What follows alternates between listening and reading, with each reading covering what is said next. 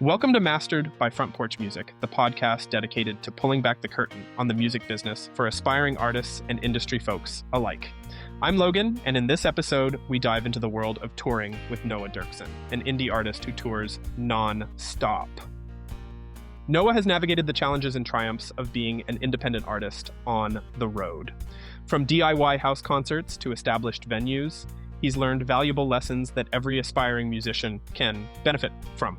Join us as Noah shares his journey, offering practical tips and heartfelt stories to guide you on your own musical path. As you listen, think about this. What is one challenge you face when thinking about going on tour? Share your thoughts with us in the comments. Here's our chat with Noah. Yeah, I've been renovating a kitchen for the last month and a bit, and I've just kind of finished it, and so I haven't really been eating solid foods for that length of time. But I'm proud to say I'm back on the pasta. I'm back on the pasta. Congratulations! Just in time to get back out on the road. Jeez, yeah. Don't I know it? Speaking of, we're here to talk today about touring and touring life as an independent artist, as an artist who does a lot of this stuff by themselves, and what that kind of looks like. And I know that you tour nonstop, so we thought it would be a great chance to talk to you while you're home. Yeah, well, I guess the phases of my career and even my touring and how much I tour and the types of touring that I do have kind of gone in waves over the course of my career. So for context, I've been releasing music and touring for about 10 years now, or just over. Started off very DIY. I mean, still DIY, still independent, but self-booking, house concerts, small cafes, small bars, kind of everywhere across Canada and the States. So that was when I was just starting out.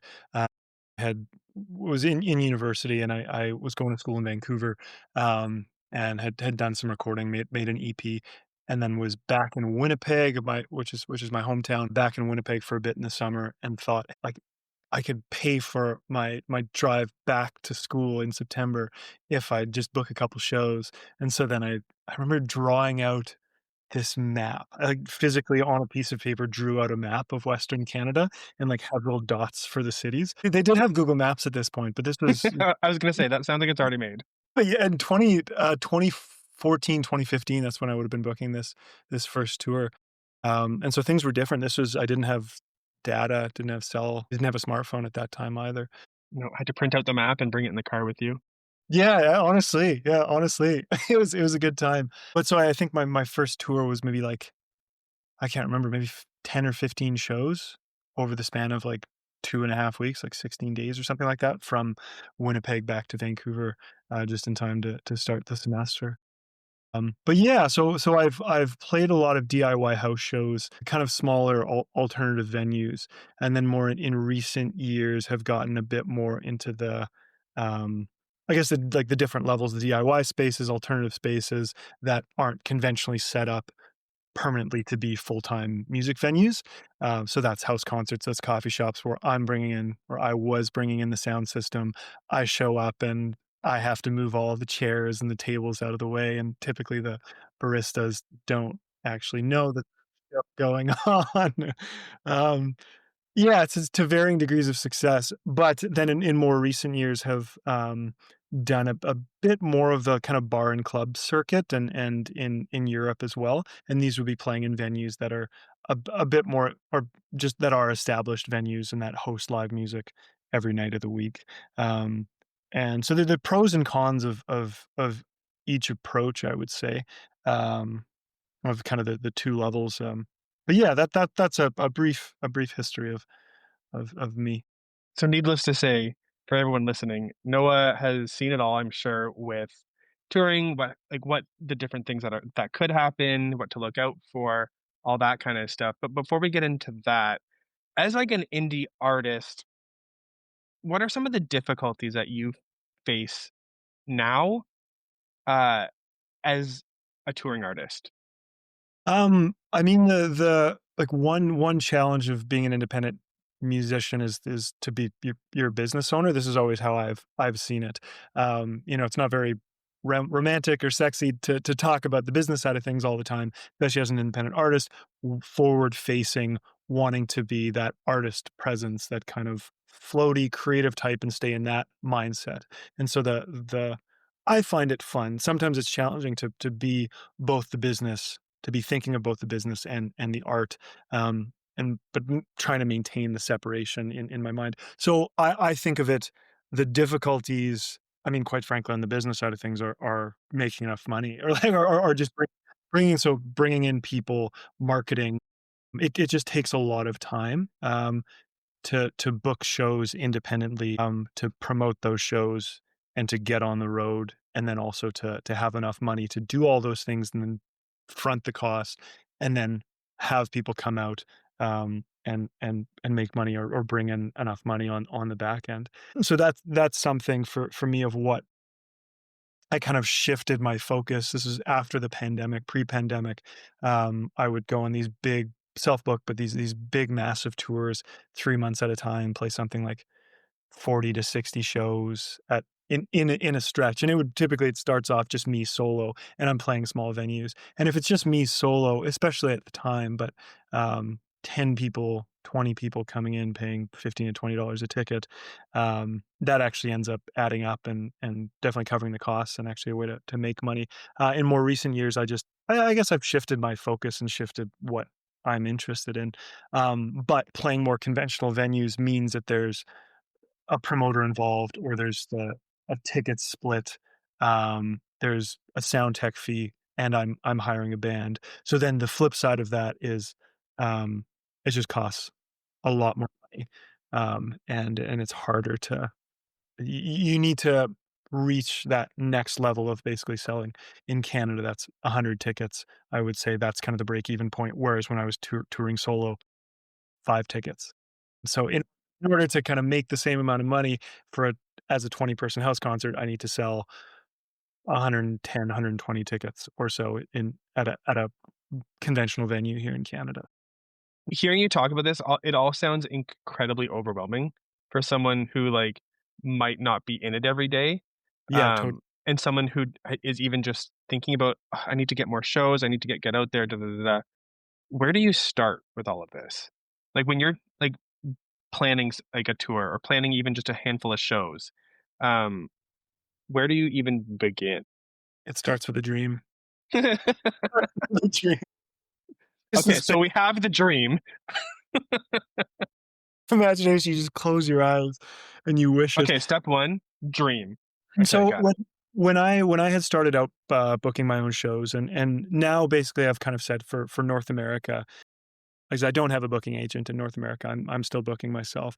And so I personally at the moment don't have the just have kind of realized, like, I want to write songs. I want to spend more time writing songs, making records, being creative, and to book a long tour and to do all the research for the venues. That takes a long time. So at this point, I'm kind of just, when opportunities come up, when people reach out to me, or opening up for friends. But if I'm thinking of when I first started touring, and I think anything, do research of what's out there. So if have an idea, have a dream, and then have an idea.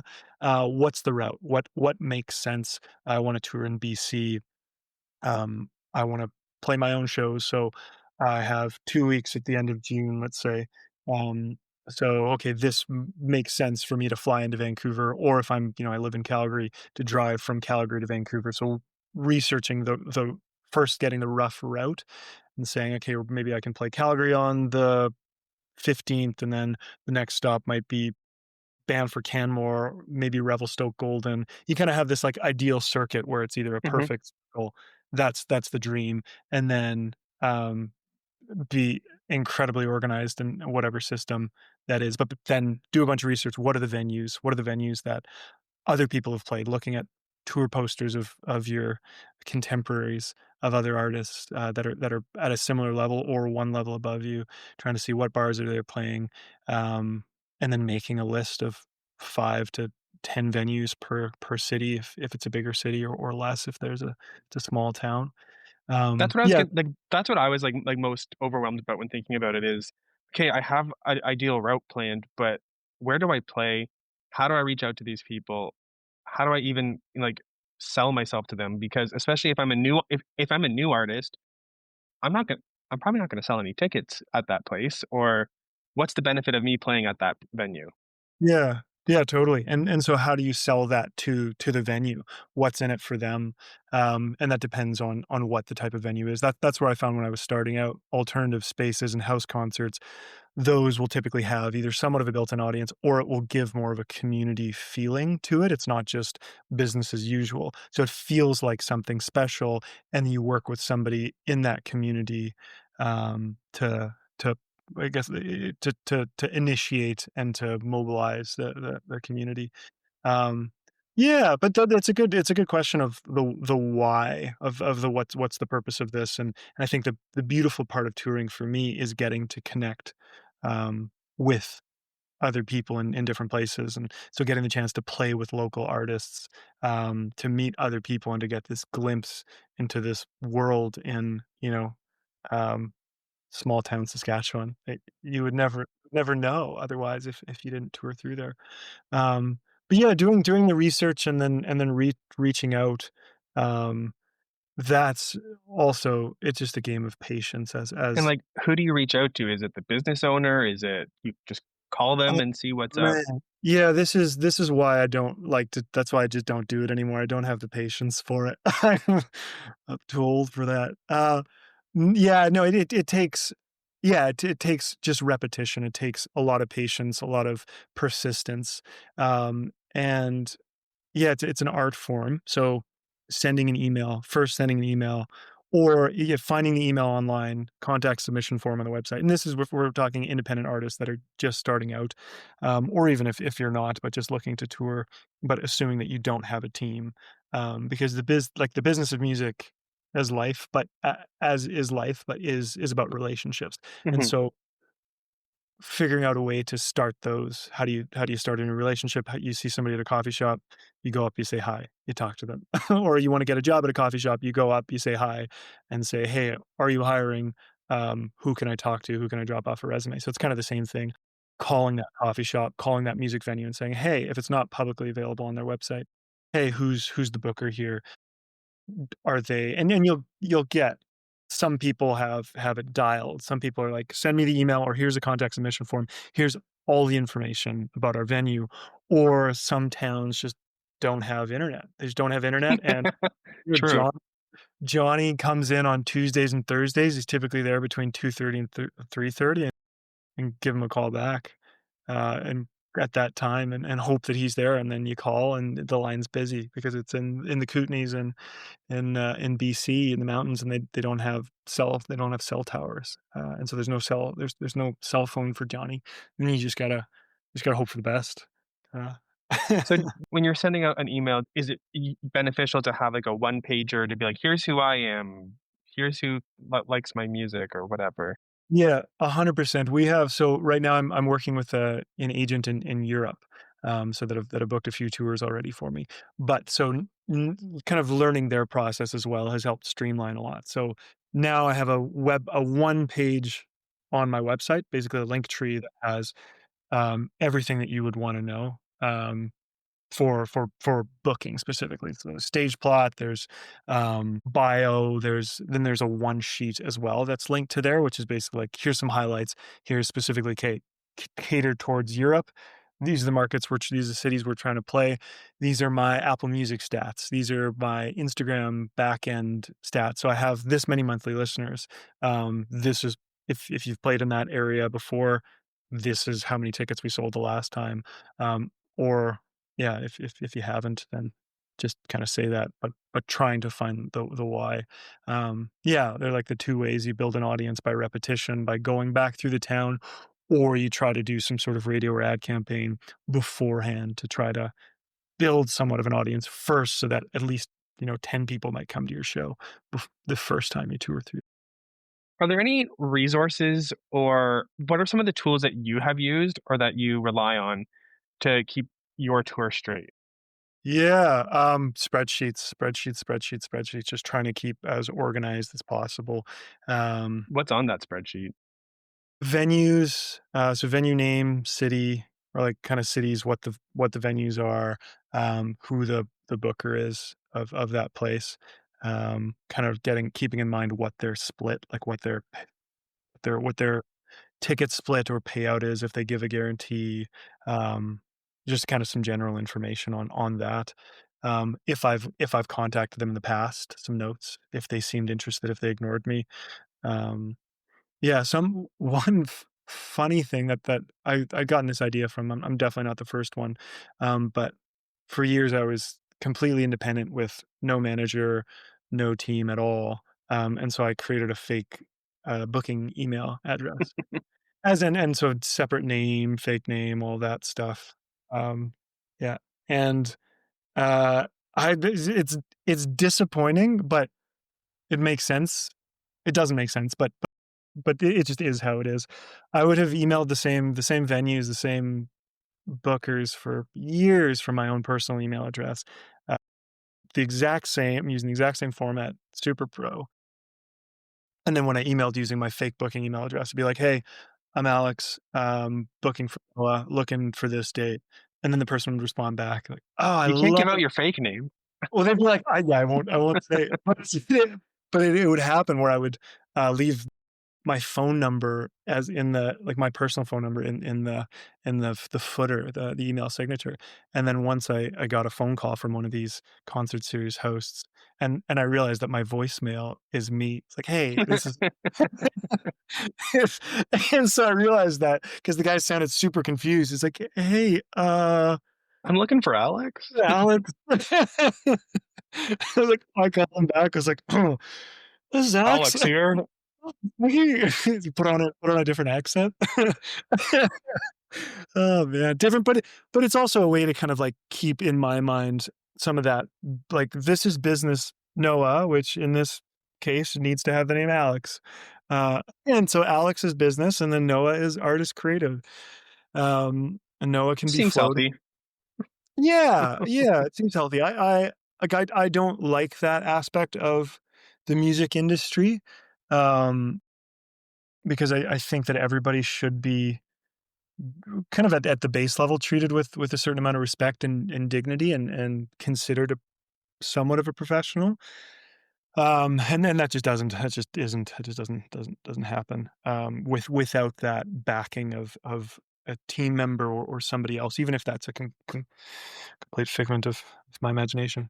So for someone who is just thinking about going on their first tour and hitting up those coffee shops, excuse me, the smaller venues or the places that maybe aren't even venues that you're just trying to get into, what would a checklist be for equipment that you need to bring? Yeah, sound, just like a sound system, depends on what your setup is and depends on if the venue has it. But I toured around with a small Bose compact L1 sound system. It's just one of those sound towers. Yeah, Who's playing solo or duo, it works really well. And um, interesting.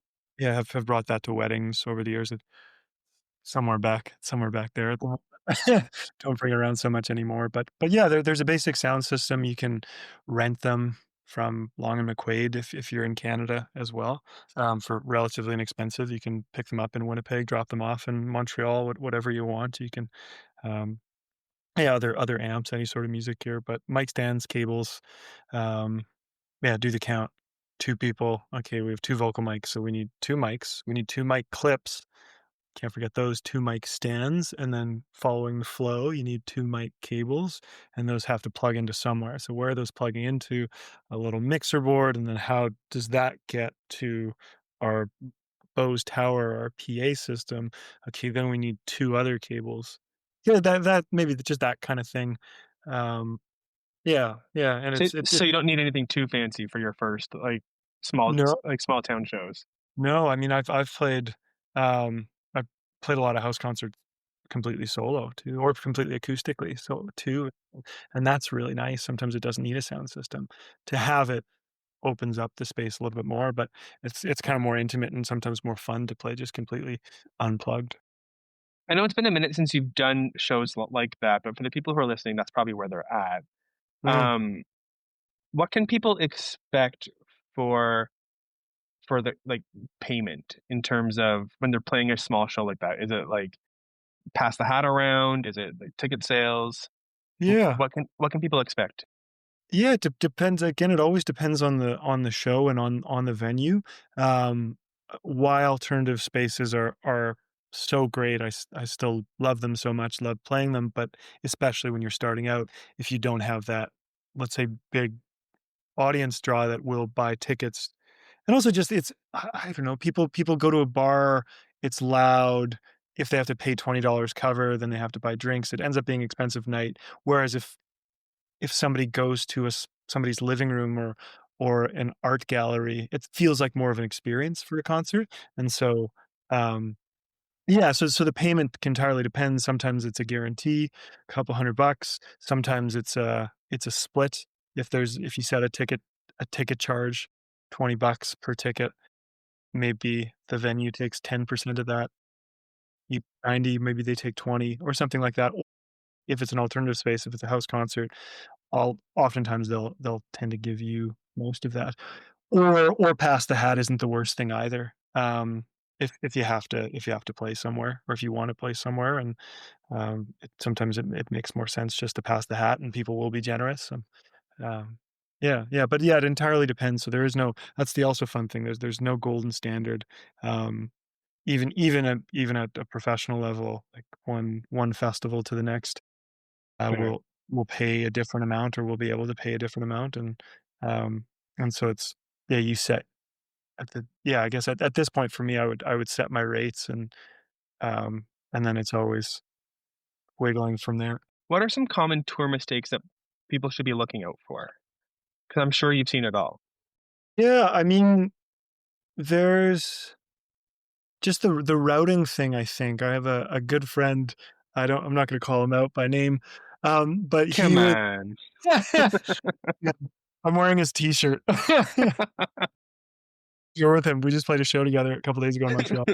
We're touring together in October. But so he had sent me his tour routing and he's doing a big tour. He's releasing a record. Daniel James McFadden, great, great musician from the East Coast, great dude. But he was routing a tour through the prairies, big Canadian tour to release his album this fall. So he's playing in Saskatoon. I saw the dates. He was playing in Saskatoon on the one night. I think they're flying into Calgary and then doing kind of the Western Canadian route. But so flying into Calgary, and then the next night they had a show in Winnipeg, and then I think 2 days later in BC. And it just so happened that his show in Winnipeg was on the night of the Grey Cup, CFL football Grey Cup in Winnipeg. Um, and so and so he would have to drive 9 hours one direction to get that show and then 9 hours plus back in the other direction. So you're basically losing 18 hours of your life to have the worst show. And Um, gas money and yeah. yeah, and you have a full band. I know, but it's just demoralizing, like, not only the money that'll But you kill your go s and there's 3 people there. Yeah, if that, just because everybody's watching the Grey Cup, you know? Winnipeg loves CFL football, and why Yeah. wouldn't but yeah, so there's the routing, there's the, um yeah, the routing of just making sure that you're not like, the drives are tough in Canada. There are very few places to play, and they're very far between, um so just maybe keeping it manageable. That's another reason I had changed my kind of touring strategy come the pandemic would be more fly to Toronto, do a week and a half of gigs, Toronto to Montreal, or like fly to Chicago, fly to Vancouver, and kind of do the circuit around there. So then I don't have to drive from Winnipeg because it is such a remote place. For people that are in Toronto, in bigger centers where there are more places to just hit from Toronto, then you don't have to worry about it as much. But just kind of factoring in it, when I was younger, starting out, I had a lot of energy. I could drive for days, and I would love that. But now the older that I get, I just have other things that one, have to do, other things that I wanna do, and so being on the road for 12 hours every single day, driving between shows for 2 months straight, that's gonna that's gonna kill me. It's just gonna kill my my passion for Yeah. it. I Well, and love there's playing. also there's also so many times you can drive that same road, Yeah. the first time it's exciting, the 5th time it's like, "Okay, here we go." Yeah, and there's deer, it's dangerous. And then the second thing is keep track of your finances, keep track of every dollar that comes in. Take a note after every single show, even if it's $20, take note, $20 cash, 10 people were there. Try to collect emails, try to get people, make it easy for people to follow along with you so the next time you come through. But keeping track of all that things for your own accounting purposes, I think, is really important to show to the next time you book it, try to book a different venue, to say, hey, we came through last year, we played this venue, 20 people showed up and we brought in this amount of money. Or you know, for next time, okay, I want to hire, I don't know, a bass player. I want to play with a local band. I want to whatever, just so you have a better idea of what it costs. So keeping track of the ins and the outs, every gas receipt, every food receipt, um, keep track of, put in a folder, take a picture of, put it in a spreadsheet. I think that level of organization for me, um, has kind of allowed me to keep growing slowly and slowly and slowly, but just having everything in order as much as possible and understanding what, yeah, if you're going on tour just for fun, then that's awesome, and if you wanna see the country, and you wanna have a vacation, that's awesome too. Again, that's a great part of touring is you get to see the countryside, you get to meet people in the communities, but you can also take a road trip for that too. If you can do a little bit of both, great, but True. I would strongly recommend just taking a road trip as opposed to going on tour, because it's more fun and less stressful to just be on a road trip. But so running it, thinking of it like, what are the ins and outs of this Yeah. tour? At the end, do your accounting. What went well? What didn't? What worked? What didn't? And so you can be better prepared and have a even better tour next time. Something you said, and I don't remember what it was. Something you said made me think of something else, which is kind of related.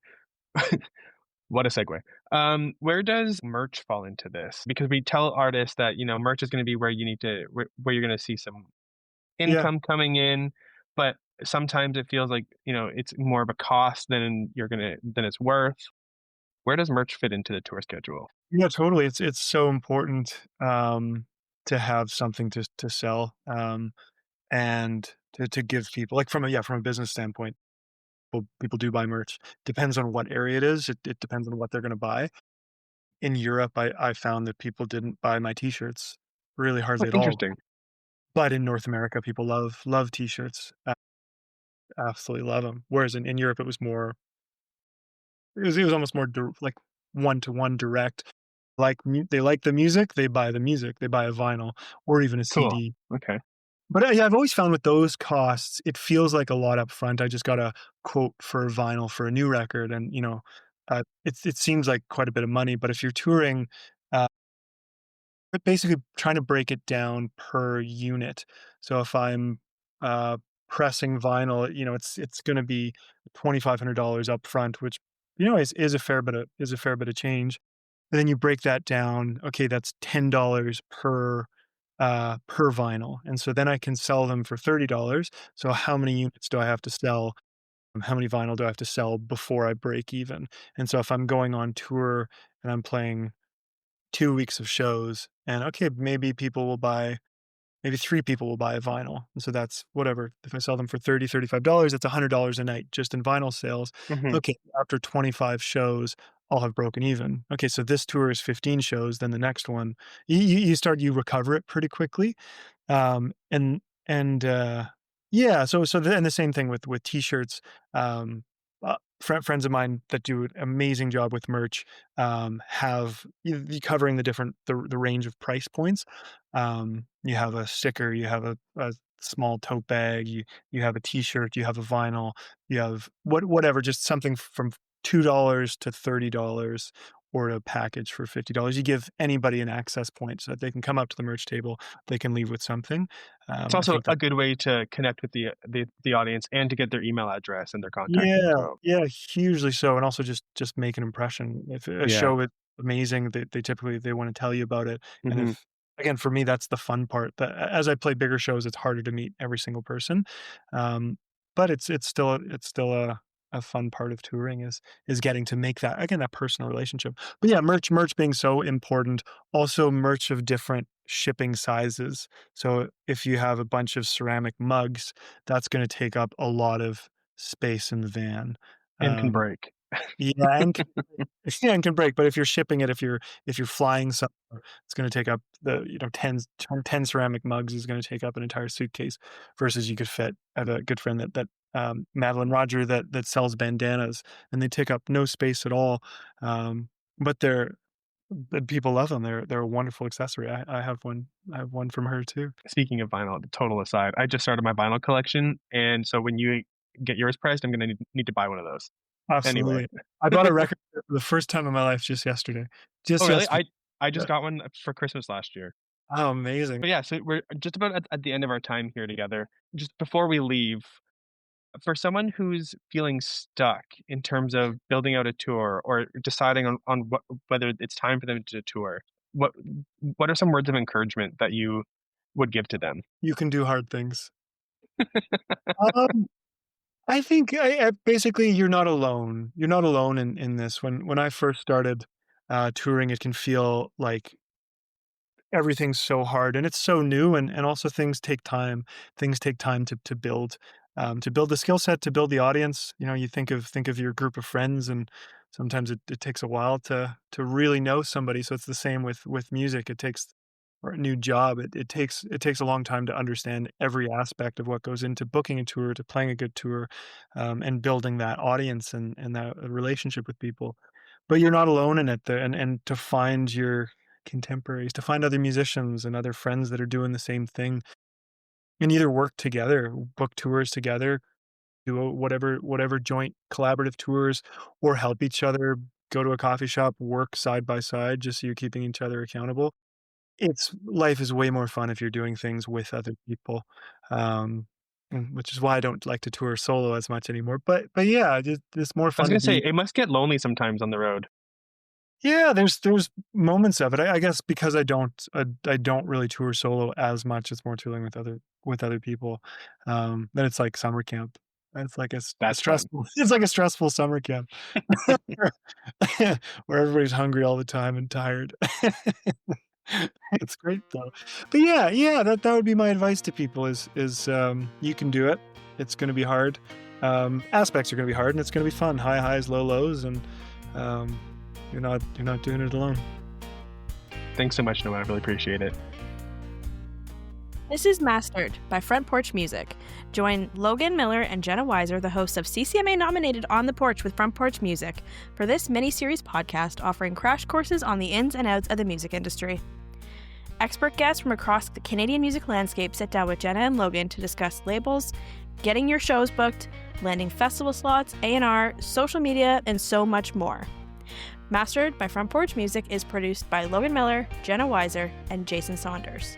The theme song for this podcast was written, produced, and performed by Keith Hunt.